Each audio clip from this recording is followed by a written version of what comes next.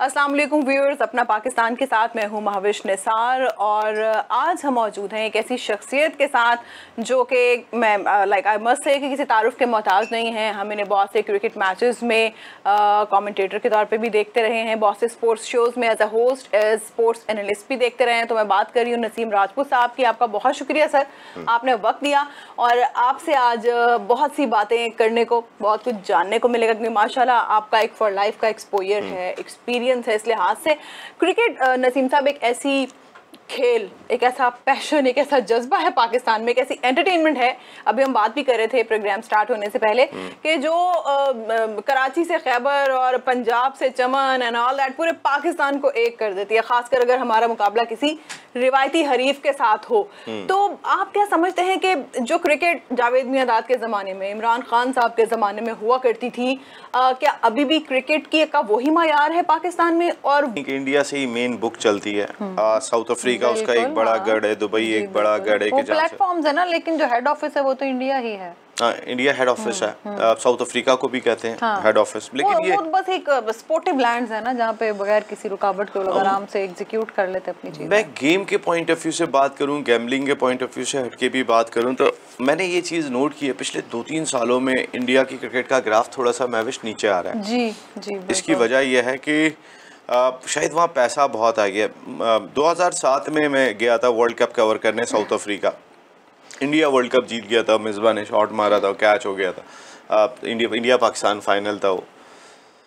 उसके बाद से लेके आज तक जो टीम वर्ल्ड कप जीत जाए, इंडिया की टीम ने IPL ऑर्गेनाइज किया, उसके बाद मल्टी नेशनल $1 मिलियन की लीग अपनी शुरू की। बिल्कुल। लेकिन महविश उसके बाद एक चीज़ देखने को मिली जो बिल्कुल समझ में नहीं आ रही थी, और वो ये थी कि आज तक इंडिया उसके बाद से वर्ल्ड कप नहीं जीता, वर्ल्ड T20 नहीं जीता। जब से उनकी लीग आई है, हम 2 मरतबा फाइनल खेले, वो उसके बाद सिर्फ 1 मरतबा फाइनल खेले। हम कोई 3-4 सेमीफाइनल खेले, वो सिर्फ 2 सेमीफाइनल खेले। उस लीग से उनकी क्रिकेट को ऊपर जाना चाहिए था, उन्हें तो और जीत, सारी दुनिया बुला के अपने पास खिलाते हैं।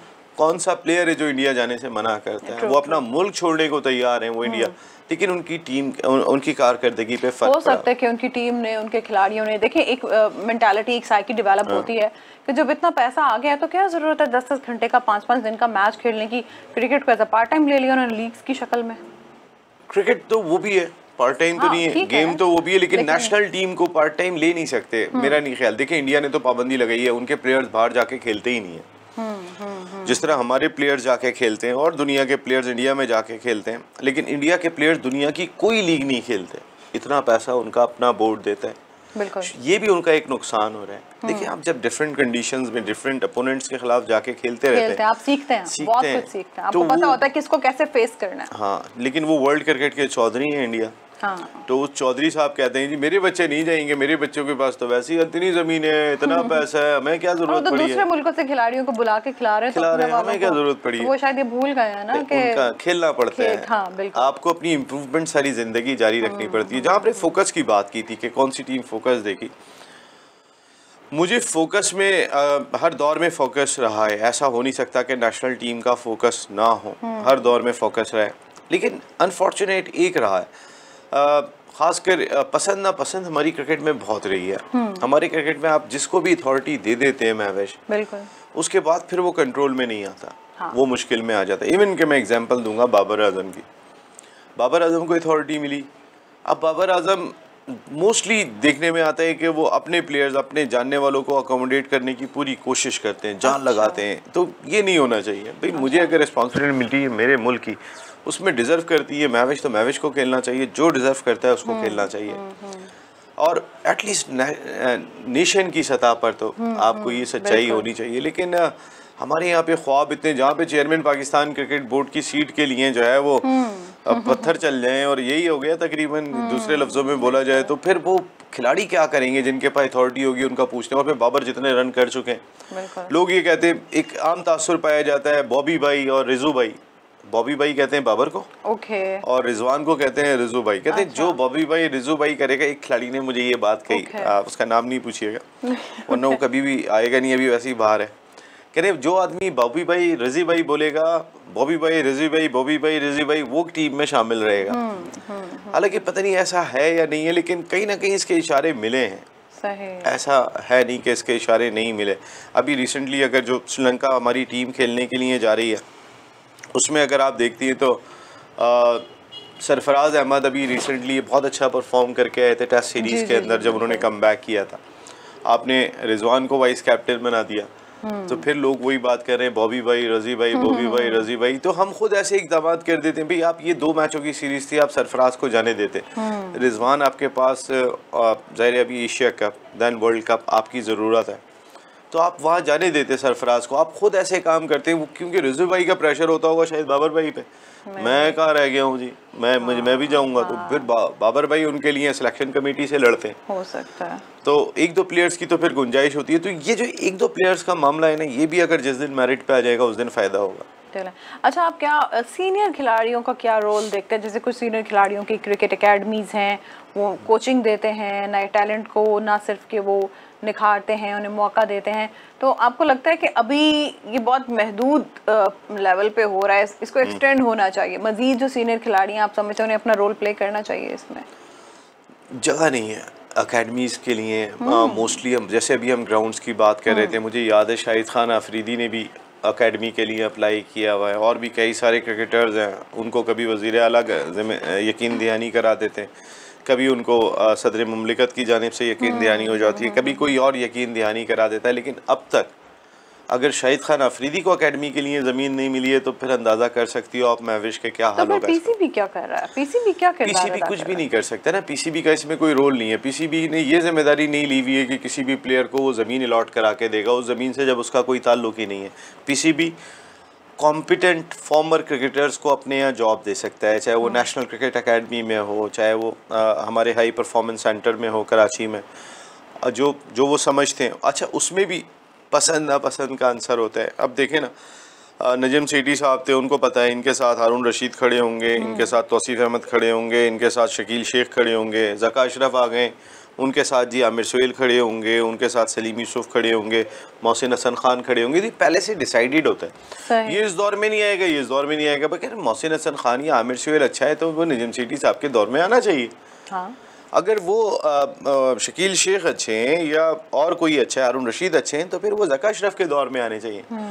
लेकिन ये जो हमारी पसंद नापसंद है, ये जो हमारी अपनी एक लॉबीज़म है, जिसको मैं दूसरे लफ्ज़ों में कहूँगा, ये भी हमारी क्रिकेट को बहुत नुकसान पहुँचा रहा है। नहीं तो फिर ये किसकी जिम्मेदारी हुई नसीम साहब कि कोई क्रिकेट एकेडमीज़ बनाए जाएँ, भले शहरी आबादी से कुछ हटके कोई ऐसे इंस्टीट्यूट्स बना दिए जाएँ। चलें, पीसीबी के पास अगर फाइनेंसिस की कमी है, वैसे तो आप बता रहे हैं कि क्रिकेट में पैसा बहुत है तो फाइनेंसिस की कमी नहीं होनी चाहिए, तो कोई ऐसे इदारे बनाए जाएं जहां नए टैलेंट को ग्रूम किया जा सके। ऐसा क्यों नहीं हो सका अभी? देखिए, कहीं ना कहीं हमारी सरकार की भी जिम्मेदारी है। अगर शाहिद खान अफरीदी ज़मीन मांग रहे हैं तो ज़मीन मिलनी चाहिए। अगर आमिर सुहेल ज़मीन मांग रहे हैं, मैं एग्जांपल दे रहा हूँ, ऐसे मुझे कुछ लोगों के नाम जहन में नहीं है, लेकिन हर क्रिकेटर से आप बात करेंगे, भी सरफराज अहमद ने को एक ज़मीन मिली थी, पता चला स्कूल वालों ने केस कर दिया, ये तो हमारा ग्राउंड है। तो कहने का मकसद है कि ना तो ऐसी ज़मीन दे दो कि जहाँ पे वो खिलाड़ी भी डिस्प्यूट में आ जाए, बिल्कुल, कोई उसकी भी इज्जत का ख्याल करो, उसने इस मुल्क को रिप्रेजेंट किया। बिल्कुल। नंबर 2, हमारी ये पब्लिक प्राइवेट सेक्टर की पार्टनरशिप बहुत इंपॉर्टेंट है, जो मैं समझता हूँ। उसमें मेरे जहन में ये बात आती है कि सरकार ज़मीन दे, प्राइवेट सेक्टर उसको बनाए। ऐसे बहुत सारे हमारे पास एंग्रो और पता नहीं कितने इदारे मौजूद हैं जो मल्टीनेशनल हैं, उनकी जिम्मेदारी लगाई जाए, वो बनाएगा, और उसमें से जो अर्निंग होगी इदारा अपने पैसे लेगा और वो खिलाड़ी अपने घर का जरिए माश चलाएगा। ऐसा ये पब्लिक प्राइवेट पार्टनरशिप में हो सकता है। लेकिन अगर हम हर चीज़ एक्सपेक्ट करें कि जी पाकिस्तान क्रिकेट बोर्ड ही करेगा, आई थिंक ये बहुत मुश्किल काम है, क्योंकि पाकिस्तान क्रिकेट बोर्ड की अपनी प्रॉपर्टी कज़ाफ़ी स्टेडियम लाहौर है, वहाँ अकेडमी है, नेशनल स्टेडियम कराची है, वहाँ उनकी अकेडमी है, रावलपिंडी क्रिकेट स्टेडियम है, वहाँ उनकी अकेडमी है, और अरबाब नियाज स्टेडियम पेशावर है कि जहाँ पर उनकी ये तो 4 शहर 4 ग्राउंड्स हो गए। तो ये पूरे पाकिस्तान को तो नहीं ये कैटर कर सकते? पाकिस्तान क्रिकेट बोर्ड को इस जानिब ज़रूर सोचना होगा। ये आपकी बात बिल्कुल ठीक है कि चाहे वो गवर्नमेंट से मिलकर करें, हमारे ग्राउंड्स आबाद होने चाहिए। ऐसे बहुत सारे ग्राउंड हैं, बुकटी स्टेडियम कोयटा की बात कर लें, नियाज स्टेडियम हैदराबाद है, जो पहले से मौजूद हैं उन पे थोड़ा सा काम करने की ज़रूरत है। म्यूनिसिपल स्टेडियम गुजरावाला है, सियालकोट क्रिकेट स्टेडियम है, फैसलाबाद क्रिकेट स्टेडियम है, मुल्तान क्रिकेट स्टेडियम कुछ एक्टिव है। तो कहने का मकसद है कि ये सारे ग्राउंड आप बात कर रहे हो 2025 चैंपियंस ट्रॉफी की, अभी आपका एशिया कप कराना आपके लिए दुश्वार था। जो सच्चाई से अगर आप बात करें वो तो हाइब्रिड मॉडल मान लिया गया जो नजम सिटी का था, लेकिन अगर वो हाइब्रिड मॉडल मानने की वजह से 4 मैचेस पाकिस्तान में हो रहे हैं, उन मैचों में ना मेविश का कोई इंटरेस्ट है ना मेरा कोई इंटरेस्ट है। भाई पाकिस्तान नेपाल से खेल रहा है, क्या इंटरेस्ट है? अफगानिस्तान और बांग्लादेश खेल रहे हैं, श्रीलंका और अफगानिस्तान खेल रहे हैं, अफगानिस्तान और श्रीलंका खेल रहे हैं, उसमें हमारा क्या इंटरेस्ट है? अच्छा, कुछ पॉलिटिशियंस को हमने कोई 1 साल भर पहले तक ये भी कहते सुना कि लाहौर में कुछ मैचेस थे तो अच्छा है नहीं हो रहा मैच तो क्या क़यामत आ गई, क्या मुसीबत पड़ जाती है, दुकानें बंद हो जाती हैं, मार्केटें बंद हो जाती हैं, लोग तंग होते हैं, ट्रैफिक जैम होता है। तो ये कैसी बात है? बात तो सही है तो फिर क्रिकेट कैसे होगी? लेकिन बात है रुसवाई की, सही, क्योंकि फिर वो सारी दुनिया में रुसवाई हो रही होती है, क्योंकि एक तो टीम आई हुई है, कोई इंटरनेशनल मैच का ऑर्गेनाइज हो रहा है और उसके बाद फिर इस तरीके के हमारे मीडिया से चल रही होती है, एम्बुलेंस खड़ी हुई थी जी वहाँ पे, बंदे की डेथ हो गई, फलां को नहीं जाना पड़ा, मुझे इतना जरूरी जाना था। मीडिया ने एक और चीज़ अभी रिसेंटली बड़ी इंटरेस्टिंग सी देखी, जो हमारे caretaker sports minister Wahab Riaz हैं, बारिश हुई और वो पता नहीं क्या करने सड़कों पे निकले। आपको क्या लगता है क्या करने आए होंगे? वहाब रियाज की तो बहुत कहानियां सुनी है। वहाब वो छोड़े बारिश क्या में घूमने गए होंगे, सड़कों से पानी निकालना होगा, पता नहीं वो शायद बेचारे किसी अच्छे काम के लिए आए, लेकिन ट्रोलिंग बहुत हुई उनकी। वो होते ऐसा, वहाब बहुत अच्छा लड़का है, बहुत मकसद है कि अच्छा इंसान है, मेहनती इंसान है, हो सकता है कि उसके दिल में आया हो कि मैं पानी निकालने चला जाता तो ये possibility. Thank you so much Naseem Rajput साहब, बहुत अच्छा लगा आपसे बात करके, बहुत सी चीज़ें समझने का भी मौका मिला, व्यूअर्स के भी जहनों में बहुत से सवाल होंगे जो अनआंसर्ड थे और हमें उनके जवाब भी मिले। Thank you so much viewers. दोबारा नेक्स्ट एपिसोड में किसी नई जगह किसी नई शख्सियत से आपकी मुलाकात होगी, तब तक अपना ख्याल रखिएगा। खुदा हाफिज़।